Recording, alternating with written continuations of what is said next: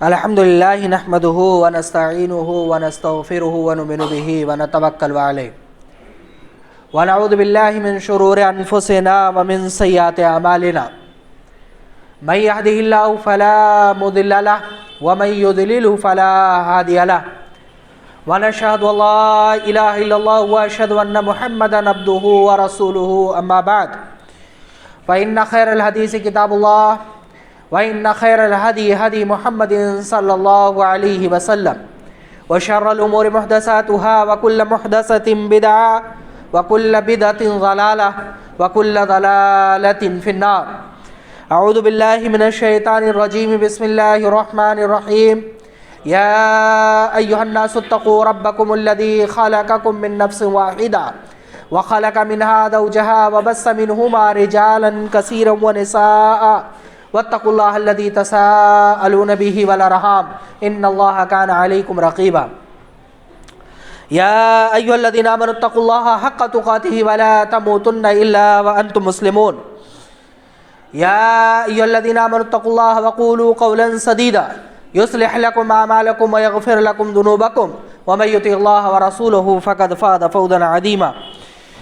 وقال النبي صلى الله عليه وسلم كلكم راع وكلكم مسؤول عن رعيته.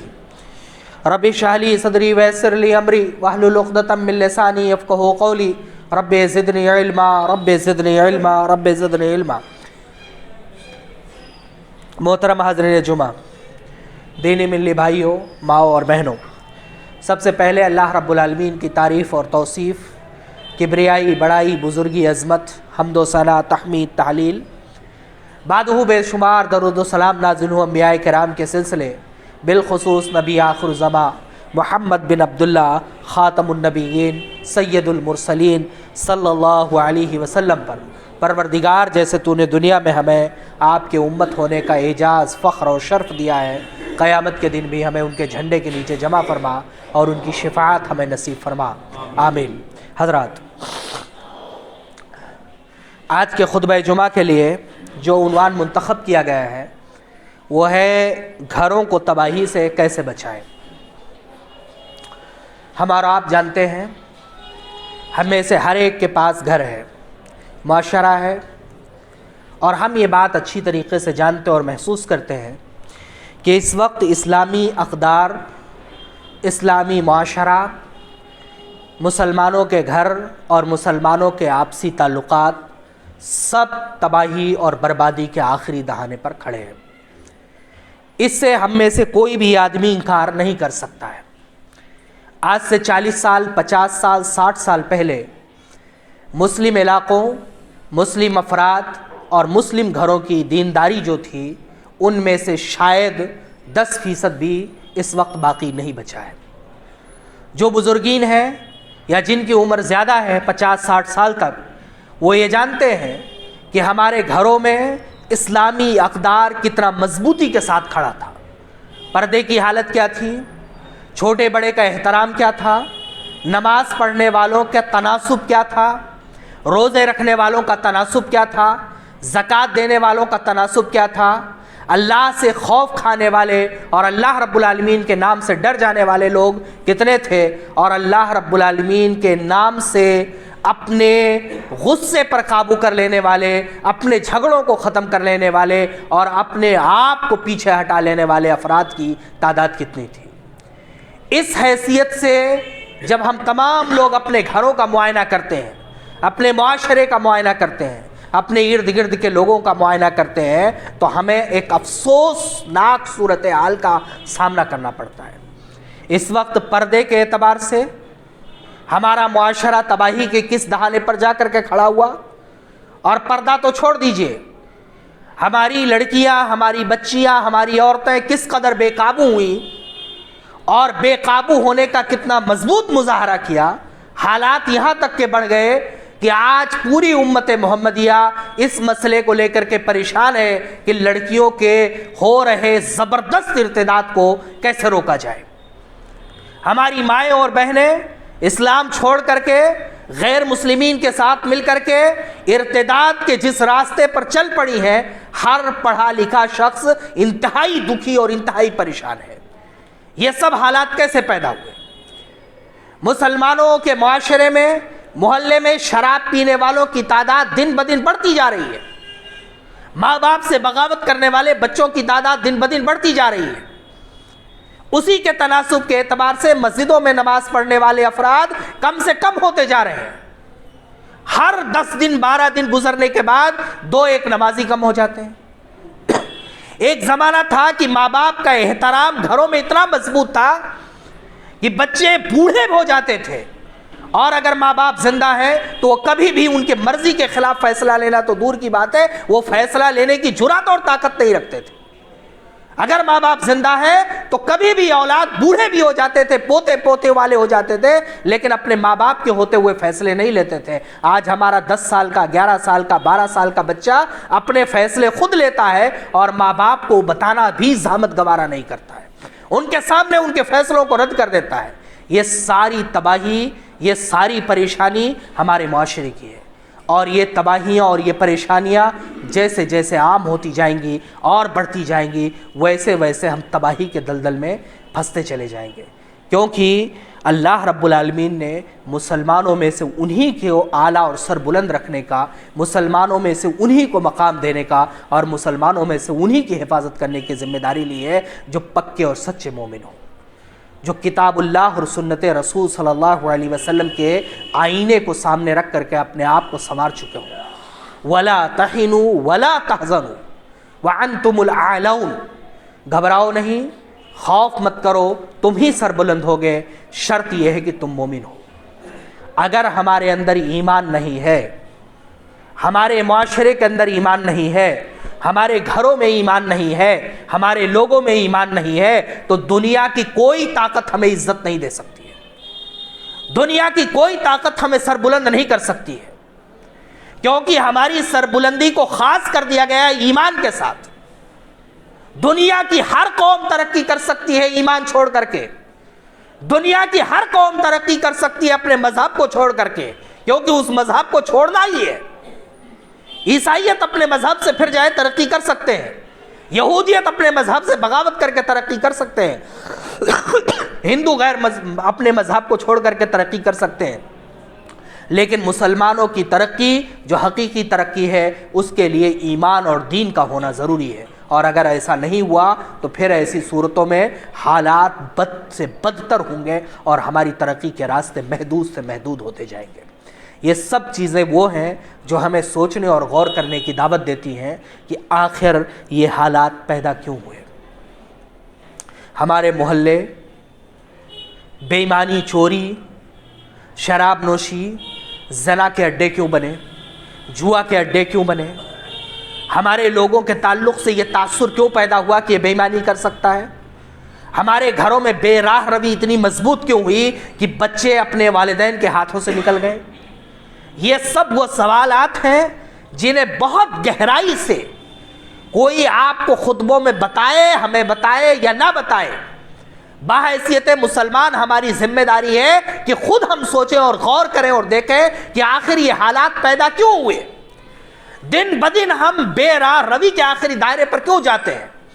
آج کے خطبہ جمعہ کے لیے میں نے 3 نقطے سوچے ہیں، انشاءاللہ انہی 3 نقطوں کے تعلق سے یہ باتیں آپ کے سامنے رکھنے کی کوشش کروں گا۔ ہو سکتا ہے کہ اس کے علاوہ بھی وجوہات ہوں، یہ ہم میں سے ہر آدمی کی ذمہ داری ہے کہ ترجیحی بنیاد پر اس بات کو پتہ کرنے اور اسے ڈھونڈنے اور اس کا علاج کرنے کی کوشش کریں۔ سب سے پہلی بات ہے اللہ رب العالمین سے بغاوت اور ایمان کا کمزور ہو جانا۔ سب سے بنیادی اور بڑی وجہ ہے کہ مسلمانوں کا ایمان کمزور ہو چکا ہے اور اللہ رب العالمین کی بغاوت عام ہو چکی ہے، اور اس کا نتیجہ اللہ رب العالمین دنیا میں دیتا ہے۔ اللہ کے رسول صلی اللہ علیہ وسلم کی مشہور ترین روایت میں نے بارہا آپ کے سامنے پڑھی ہے، آج اس تناظر میں بھی اس روایت کو رکھنے کی کوشش کرتا ہوں۔ آپ صلی اللہ علیہ وسلم نے فرمایا، خیر القرون قرنی ثم الذین یلونہم ثم الذین یلونہم، سب سے بہتر زمانہ میرا ہے، پھر اس کے بعد کا اور پھر اس کے بعد کا۔ اللہ کے رسول صلی اللہ علیہ وسلم نے سب سے بہتر زمانہ قرار دیا تھا اپنا، یعنی صحابہ کرام کا زمانہ۔ کیوں؟ اللہ کے رسول صلی اللہ علیہ وسلم نے اس زمانے کو بہتر قرار دیا، اور اس بہتر زمانے کا اندازہ لگائیے، دنیاوی معاملات میں، دینی معاملات میں، ترقی کے معاملات میں اور اتحاد کے معاملات میں، ہر ایک معاملات میں اس زمانے کو اپنے سامنے رکھیے، آپ حیران اور پریشان ہو جائیں گے۔ اور بالخصوص جب اپنے معاشرے کو ان کے سامنے رکھ کر کے دیکھیں گے تو بحیثیت مسلمان ہمارا سر شرم سے جھک جائے گا۔ ایمان کا تقاضا یا ایمان کی بلندی اور مضبوطی کتنی تھی صحابہ کرام کے اندر، کتنے مضبوط ایمان کے تھے کہ دنیا کی تمام لالچیں اور دنیا کی تمام تکالیف ان کے پاؤں میں جنبش تک نہیں ڈال سکیں۔ حضرت عمار بن یاسر رضی اللہ تعالیٰ عنہ کا پورا خاندان مکہ کی چلچلاتی دھوپ میں زمین پر باندھ کر کے ڈال دیا گیا ہے، اور اوپر سورج کی گرمی، زمین کے نیچے سے تپتا ہوا ریت، اور ان کی زبان سے حد حد کے جملے نکل رہے ہیں، نہیں ہلا سکے۔ حضرت خبیب رضی اللہ تعالیٰ عنہ کو سولی پر ٹانگ دیا گیا ہے، نیچے سے پیر میں بھالے چبھائے جا رہے ہیں، اور ان سے کہا جا رہا ہے کہ کیا تمہیں بہتر نہیں ہوتا کہ رسول اکرم صلی اللہ علیہ وسلم محمد یہاں ہوتے اور تم اپنے گھروں میں اپنے بیوی بچوں کے ساتھ ہوتے، ہم تمہیں چھوڑ دینے کے لیے تیار ہیں۔ انہوں نے کہا کہ میں اتنا بھی برداشت کرنے کے لیے تیار نہیں ہوں کہ میرے پیغمبر کے تلوے میں کانٹا چبھے اور میں اپنے بال بچوں کے سامنے سکون کے ساتھ زندگی گزاروں۔ دنیا کی تمام لالچیں ان کے راستے میں نہیں آ سکیں۔ باپ بیٹے کا حال یہ تھا، احترام کا حال یہ تھا۔ حضرت عبداللہ ابن عمر رضی اللہ تعالیٰ عنہ بیان کرتے ہیں کہ ایک بار اللہ کے رسول صلی اللہ علیہ وسلم نے صحابہ کی ایک بڑی مجلس میں سارے صحابہ سے ایک سوال پوچھا کہ کون سا ایسا درخت ہے جو بالکل انسانوں کی طرح ہے، سال میں ایک بار بچہ، سال میں ایک بار اس میں پھل آتا ہے، اسی طریقے سے اور بھی صفتیں بیان کی۔ صحابہ میں سے کوئی جواب نہ دے سکا۔ اللہ کے رسول صلی اللہ علیہ وسلم نے بعد میں بتایا وہ کھجور کا درخت ہے۔ جب لوٹ کر کے حضرت عمر رضی اللہ تعالیٰ عنہ گھر آئے تو حضرت عبداللہ ابن عمر نے کہا کہ ابو مجھے معلوم تھا اس سوال کا جواب، لیکن رسول اکرم صلی اللہ علیہ وسلم کی مجلس میں نے زبان نہیں کھولی۔ حضرت عمر نے پوچھا کہ میرے پیارے بیٹے، میرے لیے فخر کی بات ہوتی، میرے لیے اعجاز کی بات ہوتی، اور میرے لیے سر بلند کرنے کی بات ہوتی کہ بڑے بڑے صحابہ جس کا جواب نہ دے سکے وہ میرا چھوٹا بچہ جواب دیا۔ کہا ابو میں بولنے ہی والا تھا، میری زبان سے یہ الفاظ نکلنے ہی والے تھے، لیکن پھر مجھے احساس ہوا کہ اس مجلس میں میرے والد بیٹھے ہوئے ہیں، اس مجلس میں ابو بکر صدیق ہیں، اس مجلس میں علی المرتضیٰ ہیں، اس مجلس میں عثمان غنی ہیں، اس مجلس میں اور بڑے بڑے صحابہ ہیں۔ اگر یہ لوگ جواب نہیں دے سکے اور میں جواب دوں گا تو ان لوگوں کو شرمندگی محسوس ہوگی۔ اس لیے میرے ابو، آپ جس مجلس میں موجود تھے، آپ کے بڑے بڑے ساتھی جس مجلس میں موجود تھے، میں نے مجبوراً اپنی زبان کو روک لیا اور گفتگو نہیں کی، اس لیے کہ ان لوگوں کو یہ احساس نہ ہو کہ اس بچے کو جواب معلوم ہے اور ہم لوگ کمتر ہیں، ہمیں جواب نہیں معلوم ہے۔ حضرت عمر رضی اللہ تعالیٰ عنہ اٹھے اور اپنے بیٹے کا ماتھا چوم لیا، کہا تمہارا احترام میرے نزدیک بہت بلند تھا اور آج اور بلند ہو گیا۔ یہ معمولی چیزیں ان کے اندر تھیں اور ہمارے اندر نہیں ہیں۔ نبی کریم صلی اللہ علیہ وسلم نے کیا فرمایا؟ خیر القرون قرنی ثم الذین یلونہم ثم الذین یلونہم، سب سے بہتر زمانہ میرا ہے، پھر اس کے بعد۔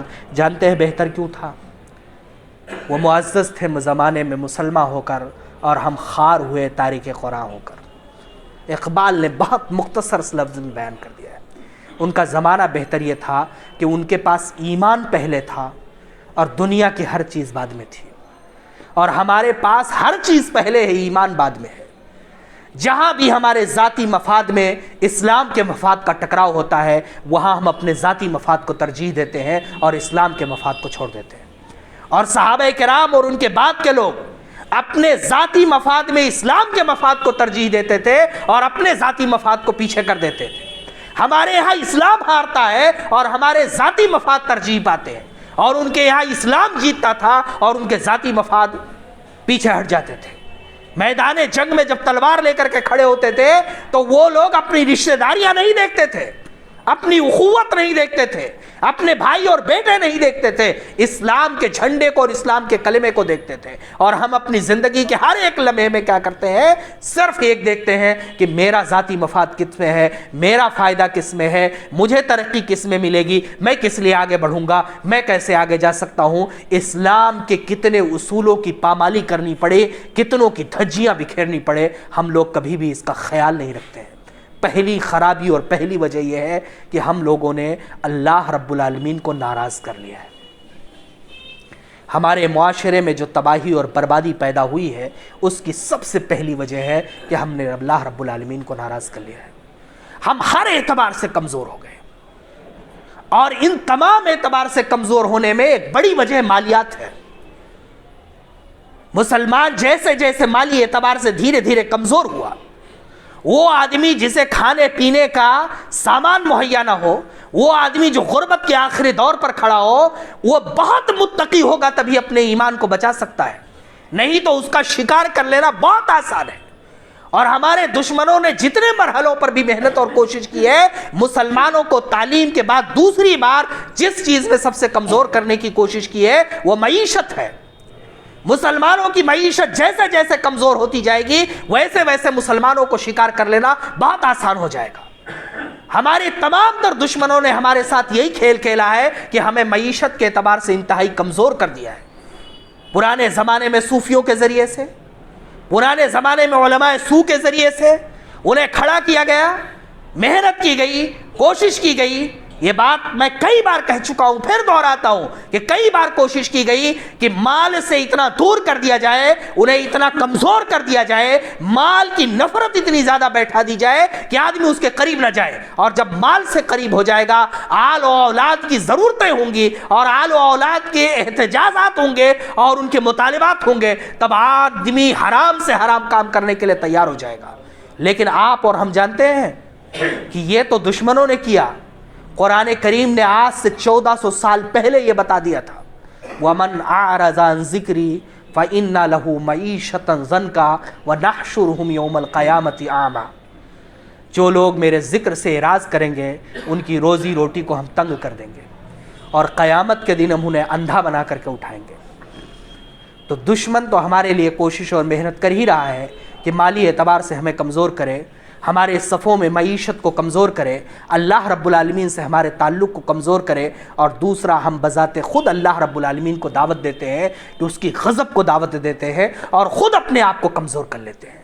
تو سب سے پہلی اور بنیادی وجہ یہ ہے کہ ہمارا ایمان کمزور ہو چکا ہے، اور ایمان کمزور ہونے کی وجہ سے اللہ کی غضب کو ہم نے دعوت دی ہے۔ صحابہ کرام نے اپنی زندگی میں مشکل سے مشکل ترین مواقع پر اللہ رب العالمین کے دربار میں ہاتھ اٹھا لیتے تھے تو ان میں سے کسی کے ہاتھ کو خالی نہیں لوٹاتا تھا پروردگار۔ اور آج مشکلات کے انتہائی مواقع پر کھڑے ہو کر کے مسلمانوں کی اتنی بڑی تعداد روز بالخصوص اکثر مواقع پر ہاتھ اٹھا کر کے دعا کرتی ہے اپنے قبلہ اول کی حفاظت کے لیے، لاکھوں اور کروڑوں کی تعداد میں، اور اللہ رب العالمین ان کی دعائیں نہیں سنتا ہے، یا اللہ رب العالمین سننے کے بعد ان کی دعاؤں کو شرف قبولیت نہیں بخشتا ہے۔ لاکھوں کروڑوں کی تعداد میں اربوں مسلمان روز مخصوص مواقع پر جہاں اللہ رب العالمین دعائیں کرتا ہے وہاں کھڑے ہو کر کے دعائیں کر رہے ہیں، کس کو بچانے کے لیے؟ اپنے قبلہ اول کو بچانے کے لیے، ہزاروں پیغمبروں کی سرزمین کو بچانے کے لیے، موسیٰ کے عمل گاہ کو بچانے کے لیے، عیسیٰ کی جائے پیدائش کو بچانے کے لیے، خلیل اللہ کی کرم بھومی کو بچانے کے لیے، حضرت اسحاق رضی اللہ تعالیٰ عنہ کی بچپن جہاں گزرے اسے بچانے کے لیے۔ اللہ رب العالمین ان کی دعائیں قبول نہیں کرتا ہے، کیوں؟ کیونکہ ہم نے اللہ رب العالمین کے غضب کو دعوت دی ہے، ہم نے اللہ رب العالمین کے غضب کو بلایا ہے۔ لہٰذا اگر اپنے گھروں کو بچانا ہے، معاشروں کو بچانا ہے، ملت کو بچانا ہے، تو سب سے پہلے توبہ کریے اور اللہ رب العالمین کا جو غضب ہم پر نازل ہوا ہے اسے اپنے اوپر سے اتارنے کی کوشش کیجیے۔ قرآن کریم نے بہت صاف لفظوں میں کہا ہے وَمَنْ أَعْرَضَ عَنْ ذِكْرِي فَإِنَّ لَهُ مَعِيشَةً ضَنْكًا، جو ہمارے ذکر سے اعراض کرے گا، ہمارے حکم سے اعراض کرے گا، ہماری عبادت سے اعراض کرے گا، ہمارے بتائے ہوئے طریقے سے اعراض کرے گا، ہم اس کی معیشت کو تنگ کر دیں گے۔ اور جس قوم اور جس فرد کی معیشت تنگ ہو جاتی ہے اس کا دماغ تنگ ہو جاتا ہے، اس کے سوچنے کا ضابطہ تنگ ہو جاتا ہے، اور اس کے ایمان میں کمزوری پیدا ہونی شروع ہو جاتی ہے۔ دشمن وہی محنت اور کوشش کر رہا ہے ہمیں مجبور کرنے کے لیے، کمزور کرنے کے لیے، اور ہم خود اللہ رب العالمین کے غضب کو دعوت دیتے ہیں کہ وہ ہماری معیشت کو کمزور کر دے۔ اس آیت سے یہ بھی پتہ چلتا ہے کہ جیسے جیسے بندہ غلط کام کرے گا، اللہ سے دور ہوگا، ویسے ویسے اللہ رب العالمین اس کی زندگی کے دائرے کو، اس کی ترقی کے دائرے کو کمزور کرتا جائے گا۔ لہٰذا ہمیں اول فرصت میں اپنے گھروں کو بچانا ہے تو اپنے آپ کو اللہ کے غضب کی دعوت دینے والے اعمال سے دور کرنا ہوگا، اور اگر ہم نے ایسا نہیں کیا تو پھر یہ جان لیجئے ہماری ساری محنتیں بیکار جائیں گی، اور ان محنتوں کے بیکار جانے کی صورت میں ہمارے گھر کا سکون برباد ہوگا، معاشرے کا سکون برباد ہوگا، اور مسلمانوں کی تباہی و بربادی جو ہوگی وہ ہم دیکھ ہی رہے ہیں۔ دوسری چیز اس سلسلے کی وہ ہے شیاطین کو گھروں سے نکال باہر کرنا۔ اس سے پہلے میں نے 2 خطبے یا 3 خطبے میں یہ بات کہی تھی، پھر ایک بار دہراتا ہوں کہ مسلمانوں کے گھروں میں تباہی اور بربادی لانے کی بڑی وجوہات میں سے ایک بڑی وجہ ہے شیاطین کا گھروں میں گھسے ہوئے ہونا۔ نبی کریم صلی اللہ علیہ وسلم نے 1 2 نہیں سینکڑوں روایتوں میں اس بات پر زور دیا ہے کہ آپ اپنے گھروں میں شیاطین کو داخل نہ ہونے دیں، انہیں مضبوط نہ ہونے دیں۔ کبھی آپ صلی اللہ علیہ وسلم نے فرمایا کہ رات کو جب آپ سونے لگیں یا جب مغرب کا وقت ہو، شام کا وقت ہو، تو بسم اللہ کہہ کر کے اپنے دروازے کو بند کر دیں، بسم اللہ کہہ کر کے کھانا کھائیں، شیطان آپ کے گھروں میں نہیں آئے گا۔ یہاں تک کہ آپ نے فرمایا کہ رات کو کوئی برتن کھلا نہ چھوڑیں، اسے بسم اللہ کہہ کر کے ڈھک دیں۔ اگر آپ کے پاس ڈھکنے کے لیے کوئی چیز نہیں ہے تو پھر آپ اس پر ایک لکڑی کا ٹکڑا بسم اللہ کر کے رکھ دیں، لیکن برتن کو کبھی کھلا نہ چھوڑیں، کیونکہ شیطان اس میں پیشاب کر دیتا ہے۔ نبی کریم صلی اللہ علیہ وسلم نے فرمایا کہ فجر کے وقت جو لوگ نہیں جاگتے شیطان ان کے بال میں گرا لگا دیتا ہے۔ کسی روایت میں آپ صلی اللہ علیہ وسلم نے فرمایا نوافل گھروں میں پڑھا کرو، سنتیں گھروں میں ادا کیا کرو، اپنے گھروں کو قبرستان مت بناؤ۔ کسی روایت میں اللہ کے رسول صلی اللہ علیہ وسلم نے فرمایا کہ گھروں میں اختلاف مت پیدا کرو، شیطان جھگڑا جم جاتا ہے۔ کسی روایت میں فرمایا گھروں میں اختلاف نہ کرو، شیطان بسیرا بنا لیتا ہے۔ یعنی 1000 ایسی روایتیں اللہ کے رسول صلی اللہ علیہ وسلم کی مل جائیں گی جس میں آپ نے گھروں سے شیطان کو نکالنے کے لیے پرزور اپیل کی ہے۔ ایک بنیادی اور بڑی وجہ جو ہمارے گھروں میں گھسی ہوئی ہے وہ بڑی وجہ ہے شیطان کا گھروں میں گھس جانا، اور شیطان گھروں میں گھس کر کے سب سے پہلا کام کرتا ہے وہ مشہور ترین اور بڑی روایت، طویل روایت جس میں اللہ کے رسول صلی اللہ علیہ وسلم نے فرمایا کہ شیطان کے تمام چیلے جاتے ہیں، شیطان انہیں انسانوں کو بہکانے کے لیے لگاتا ہے، بڑے بڑے بہکا کر کے آتے ہیں، ہر ایک سے سوال جواب کرتا ہے، اس میں سب سے زیادہ خوش ہوتا ہے اس شخص سے جو شوہر اور بیوی میں جھگڑے کروا دے، شوہر اور بیوی میں اختلاف کروا دے۔ کیا یہ روایت ہمیں بتانے کے لیے کافی نہیں ہے کہ ہمارے گھروں میں تباہی اور بربادی کی ایک بڑی اور بنیادی وجہ شیطان ہے؟ شیطان ابلیس اپنے چیلوں سے کیوں خوش ہوا کہ اس نے بیوی اور شوہر میں جھگڑا کرا دیا؟ اس لیے خوش ہوا کہ یہ جھگڑے کئی نسلوں کو بھگتانے پڑیں گے، اس کا انجام کئی نسلوں تک جھیلنا پڑے گا۔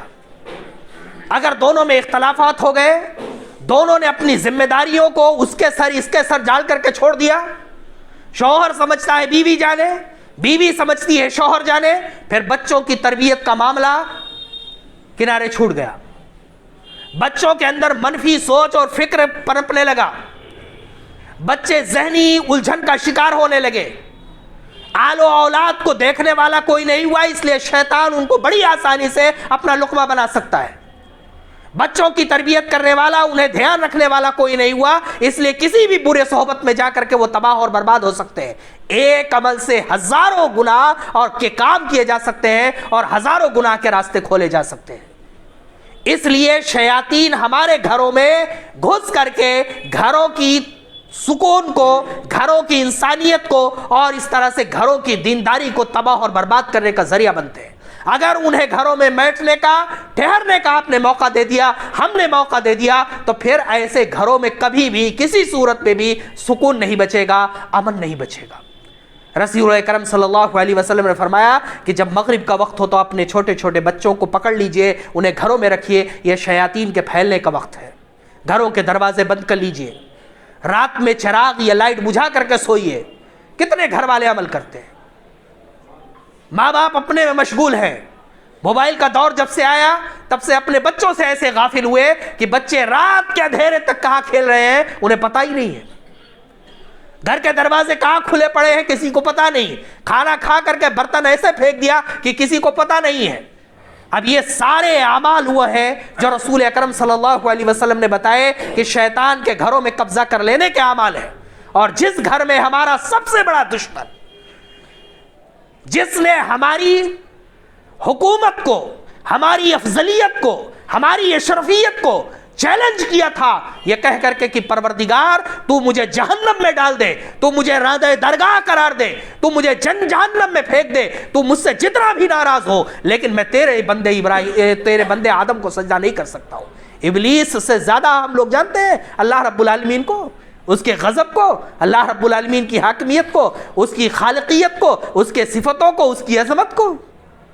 یہ تمام عظمت جاننے کے بعد, یہ بھی جاننے کے بعد اللہ جہنم میں ڈالے گا, یہ بھی جاننے کے بعد کہ اللہ رب العالمین رادہ درگاہ قرار دے گا, اس نے ہمارے باپ کو سجدہ کرنے سے انکار کر دیا تھا, آخر وہ ہمیں تباہ و برباد کرنے کے لیے محنت اور کوشش کیوں نہیں کرے گا؟ اس نے تو اللہ رب العالمین سے وعدہ کر کے مہلت مانگی ہے. اور ہم اپنے گھروں میں انہیں گھسنے کی اجازت دیتے ہیں, بیٹھنے کی اجازت دیتے ہیں. گھروں میں قرآن کی تلاوت کرنے کی توفیق نہیں ملتی ہے, گھروں میں نماز پڑھنے کی توفیق نہیں ملتی ہے, گھروں کو پاک صاف رکھنے کی توفیق نہیں ملتی ہے, گھروں میں اسلام کو نافذ کرنے کی توفیق نہیں ملتی ہے. گھروں میں ہزاروں برائیاں کرتے ہیں, شیاطین کے آلے گانے اور بجانے سے اپنے گھروں کو منور رکھتے ہیں. پھر یہ سوچتے ہیں ہمارے گھر اسلام کے اعلیٰ نمونے بنے, ہمارے بچے بہترین بنے, ہمارے بچے ادب و احترام کرنے والے بچے, ہمارے بچے ہمارا احترام کرنے والے بنے. یہ سب کچھ ممکن نہیں ہو سکتا ہے. شیطان جیسے بڑے دشمن کو ہم نے اپنے گھروں میں پناہ دی ہے. جن برتنوں میں وہ پیشاب کرتا ہے, تھوکتا ہے, ان برتنوں کو کھلا ہوا ہم نے رکھا ہے. جن کے ذریعے سے وہ گھروں میں داخل ہوتا ہے وہ دروازے ہم نے کھولے ہیں. جن بچوں کو سہارا لے کر کے وہ چھوٹے چھوٹے گھروں میں داخل ہوتا ہے, ان بچوں کی ہمیں رات کے آخری پہر تک فکر نہیں ہوتی ہے کہ وہ ہمارے بچے کہاں گئے, اور پھر یہ سوچتے ہیں کہ شیطان سے اپنے آپ کو بچا لیں گے. لہٰذا گھروں کو اگر بربادی سے بچانا ہے تو دوسری بڑی اور مضبوط وجہ ہے کہ اپنے گھروں سے شیطان کو نکالیے. اور اگر شیطان گھروں سے نہیں نکلا تو تمام تر محنتیں برباد ہو جائیں گی. نبی کریم صلی اللہ علیہ وسلم کی جتنی بھی روایتیں ہیں اس پر عمل کیجئے. سنتیں زیادہ سے زیادہ اپنے گھروں میں پڑھیے, گھروں میں قرآن کریم کی تلاوت کیجئے, گھروں کو پاک صاف رکھیے, گھروں میں ایک حصہ بنائیے جہاں نمازیں پڑھ سکتے ہیں, گھروں میں ایک حصہ بنائیے جہاں آپ سجدے کر سکیں. نبی کریم صلی اللہ علیہ وسلم کے گھر میں اتنی بھی جگہ نہیں تھی کہ آپ صلی اللہ علیہ وسلم جب نماز پڑھیں تو آپ کی اہلیہ حضرت عائشہ صدیقہ رضی اللہ تعالیٰ عنہ پیر پھیلا کر کے سو بھی سکیں. آج ہم میں سے زیادہ تر لوگوں کا شکوہ یہ ہوتا ہے کہ ہمارے گھروں میں جگہ نہیں ہے, کہاں نماز پڑھیں, ہمارے گھروں میں جگہ نہیں ہوتی ہے, قرآن کریم کی تلاوت کہاں کریں. نبی کریم صلی اللہ علیہ وسلم کا ایک چھوٹا سا حجرہ تھا, ایک چادر تھی. حضرت عائشہ صدیقہ رضی اللہ تعالیٰ عنہ کہتی ہیں کہ میں پیر پھیلا کر کے لیٹی رہتی تھی. نبی کریم صلی اللہ علیہ وسلم تہجد کی نماز پڑھتے تھے. جب آپ سجدے میں جاتے تھے تو میرے جہاں پیر پھیلا ہوتا تھا وہیں سجدہ کرتے تھے, تو میرے پیر کو چھوتے تھے, میں اپنا پیر سمیٹ لیتی تھی, آپ سجدہ کرتے تھے, اور پھر جب آپ اٹھ جاتے تھے میں اپنا پیر اٹھا لیتی تھی. ایک چادر ہوتا تھا, اس میں آدھا وہ اوڑھ کر کے لیٹتی تھیں اور آدھے میں اللہ کے رسول صلی اللہ علیہ وسلم نماز پڑھتے تھے. کرنا چاہنے والے آدمی کے لیے کچھ بھی مشکل نہیں ہے, اور جسے کچھ نہیں کرنا ہے اس کے لیے ہزار آسانیاں کسی کام کی نہیں ہیں. لہٰذا بہتر یہ ہے کہ ہم اپنے گھروں سے شیطان کو نکالیں. اگر اپنی آل و اولاد کو بچانا چاہتے ہیں, اپنا اگر مستقبل بچانا چاہتے ہیں, اپنا خاندان بچانا چاہتے ہیں, اپنا دین بچانا چاہتے ہیں, اور اپنا معاشرہ بچانا چاہتے ہیں, گھروں میں قرآن کریم کی تلاوت ہو, گھروں میں نمازیں ادا کی جائیں, گھروں کو قبرستان ہونے سے بچایا جائے, شیاطین کے آلوں کو گھروں سے نکال کر کے پھینکا جائے, اور زیادہ سے زیادہ اللہ اور اس کے رسول کا ذکر کیا جائے, شیطان خود بھاگ جائے گا. جنگ بدر میں دیکھا ہے کہ جب جبریل ایک دشمن رسول صلی اللہ علیہ وسلم کا ہاتھ پکڑ کر کے ابلیس جا رہا تھا، روایتوں میں آتا ہے ایک بیگ ہاتھ چھوڑا کر کے بھاگنے لگا. اس نے پوچھا تم نے تو وعدہ کیا تھا شیخ نجدی کہ میں آخری دم تک تمہارا ساتھ دوں گا، تم بھاگ کیوں رہے ہو؟ تو کہا جو میں دیکھ رہا ہوں تم نہیں دیکھ رہے ہو. اور ایسے بھاگا، قرآن کریم نے خود نقل کیا ہے، ایسے بھاگا جیسے کہاں بھاگ گیا وہ پتہ ہی نہیں چلا. کیوں؟ کیونکہ فرشتوں کا نزول ہوا، اور فرشتوں کے نزول ہونے کے بعد ابلیس نہیں رک سکتا ہے. اللہ کے رسول صلی اللہ علیہ وسلم نے فرمایا اذان کی آواز سن کر کے شیطان اتنی تیز بھاگتا ہے، اتنی دور تک بھاگتا ہے جہاں تک اس کے پاس آواز پہنچتی رہتی ہے. قرآن کریم کی تلاوت سے بھی بھاگتا ہے. اگر یہ ساری چیزیں ہم اپنی گھروں میں آباد کر لیں تو پھر ایسی صورت میں شیطان ہمارے گھروں میں بالکل داخل ہو کر کے قدم نہیں جما سکتا ہے. اللہ رب العالمین ہمیں کہنے سننے سے زیادہ عمل کرنے کی توفیق دے. وآخر دعوانا الحمدللہ رب العالمین. الحمدللہ نحمده ونستعینه ونستغفره ونؤمن به ونتوکل علیہ ونعوذ باللہ من شرور انفسنا ومن سیئات اعمالنا من یهده اللہ فلا مضل له ومن یضلل فلا ہادی له ونشهد ان لا الہ الا اللہ واشهد ان محمدا عبده ورسولہ. اما بعد، حضرات میں نے گھروں کی تباہی اور بربادی کے دو بڑے وجوہات آپ کے سامنے ذکر کیے. ایک اللہ رب العالمین کے غضب کو دعوت دینا اور اس سے دور ہو جانا، اور دوسرا شیاطین کا گھروں میں جم جانا. بہتر یہ ہے کہ ہم ان دونوں چیزوں کو اپنے گھروں سے، اپنے نفس سے، اپنے معاشرے سے نکال پھینکیں. بقیہ باتیں انشاءاللہ اگلے خطبہ جمعہ میں ذکر کی جائیں گی. پروردگار سے دعا ہے کہ اللہ رب العالمین ہمیں کہنے سننے سے زیادہ عمل کرنے کی توفیق دے. اللہ رب العالمین ہمیں ایسے کام کرنے کی توفیق دے جس سے تو راضی ہوتا ہو، اور ہمیں ایسے کاموں سے دور رکھ جس سے تیرے غضب کو دعوت دی جاتی ہے. اللہ رب العالمین ہمارے گھروں سے شیاطین کو دور فرما، ہمیں ایسے اعمال کرنے کی توفیق دے جس سے شیاطین دور بھاگ جائیں. اللہ رب العالمین ہمارے گھروں کی حفاظت کر، ہمارے نسلوں کی حفاظت کر، اور ہمارے معاشرے کی حفاظت کر. اللہ رب العالمین ہم میں جو بیمار ہیں انہیں شفائے کلی عطا فرما. اللہ رب العالمین ہم میں جو انتقال کر گئے ان کی قبروں کو نور سے بھر دے، انہیں جنت الفردوس میں اعلیٰ سے اعلیٰ مقام دے. اللہ رب العالمین ہم میں جو انتقال کر گئے ان کی قبروں کو نور سے بھر دے، انہیں جنت الفردوس میں اعلیٰ سے اعلیٰ مقام دے. اللہ رب العالمین دنیا میں مسلمان جہاں کہیں بھی پریشان حال ہیں، رب العالمین ان کی پریشانیوں کو دور فرما، غیب سے ان کی مدد کی کوئی سبیل عطا فرما. اللہ رب العالمین ہماری صفوں میں اتحاد دے، اتفاق دے، ہمیں دین کے لیے مخلص بنا. اللہ رب العالمین جب تک ہمیں اس دنیا میں زندہ رکھ، ایمان اسلام اور دین پر زندہ رکھ. جب ہمارا خاتمہ ہو تو ایمان پر، اسلام پر اور دین پر ہو. وآخر دعوانا الحمدللہ رب العالمین. اللہم صلی علی محمد وعلی آل محمد کما صلیت علی ابراہیم وعلی آل ابراہیم انک حمید مجید. اللہم بارک علی محمد وعلى آل محمد كما باركت على إبراهيم وعلى آل إبراهيم إنك حميد مجيد. إن الله يأمركم بالعدل والإحسان وإيتاء ذي القربى وينهى عن الفحشاء والمنكر والبغي يعظكم لعلكم تذكرون. اذكروا الله يذكركم واستجب لكم ولذكر الله تعالى وأولى وأجل.